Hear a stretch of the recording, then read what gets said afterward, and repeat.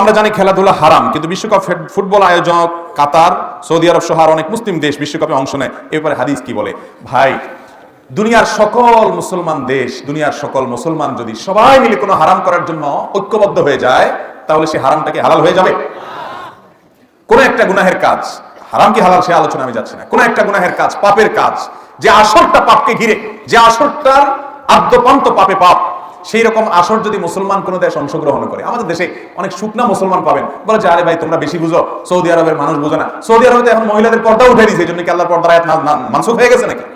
Saudi আরব আজকে একটা খারাপ কাজ করবে, কালকে আরেকটা খারাপ কাজ করবে, তুরস্ক আরেকটা খারাপ কাজ করবে, কাতার আজকে একটা করবে, দুবাই আজকে একটা করবে, পুরো দুনিয়া কি করছে এটা দেখবো না? মুসলমান দেখবে কোরআন এবং হাদিস কি বলেছে, ঠিক না ঠিক? দুনিয়ার সব জায়গা থেকে ইসলাম গোটায় আসবে, কিয়ামতের আগে কোথাও ইসলাম থাকতে পারবে না, সব জায়গা থেকে ইসলাম গোছায় চলে আসবে, নবী করিম সাল্লাল্লাহু আলাইহি ওয়াসাল্লাম বলেছেন।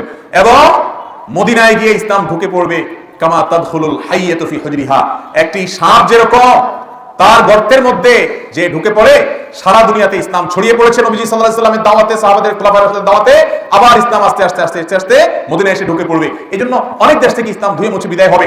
এইটা দেখে আমরা যেন প্রতারিত না হই, আমরা দেখব কোরআন এবং হাদিস।